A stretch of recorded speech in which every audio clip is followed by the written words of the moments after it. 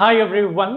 இப்போ பார்க்குற இன்னொரு ப்ராப்ளமும் நீட்ல கேட்ட ஒரு இன்ட்ரெஸ்டிங்கான ஒரு ப்ராப்ளம் சொல்லலாம். If the critical angle for the total internal reflection, critical angle IC நமக்கு வந்து கொடுத்திருக்காங்க for a medium to vacuum.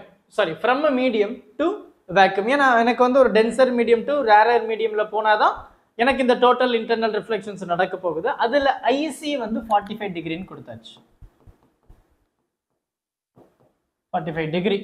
Then the velocity v of the light in the medium is velocity of light என்ன அப்படின்னு சொல்லி கேட்குறாங்க. இந்த medium அப்போ மீடியம்ல அந்த லைட் உடைய வெலாசிட்டி என்னவா இருக்க முடியும்? நமக்கு ரொம்ப சிம்பிளா தெரிஞ்சது n அப்படின்றது c upon v தான்.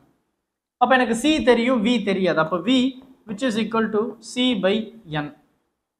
இப்போ இந்த ரிஃப்ராக்டிவ் இண்டெக்ஸை நம்ம கண்டுபிடிக்கணும். அது எங்க கண்டுபிடிக்கிறது? நமக்கு இங்க டோட்டல் இன்டர்னல் ரிஃப்ளெக்ஷன் அப்படின்றது தான் நமக்கு இங்க இருக்கிற ஹிண்ட்.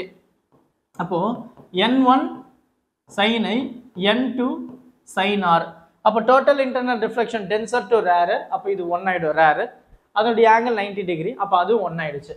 அப்போ n1 can be represented as sin critical angle IC 1.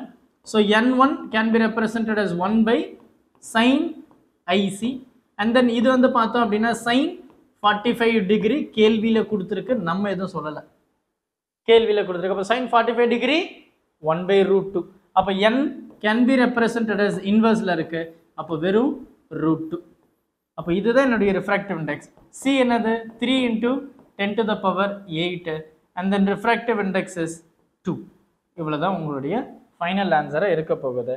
So வெலாசிட்டின்றதுனால மீட்டர் பெர் செகண்ட். ஸோ பொறுமையாக பாருங்கள். டவுட் எதிராக இருக்கிறதுக்கு வாய்ப்புகள் இல்லைன்னு நம்புகிறேன். ரொம்ப சிம்பிளான கான்செப்ஷுவல் கொஸ்டின் தான் நீட்டில் கேட்டது தான். Thank you. Help this with a smile.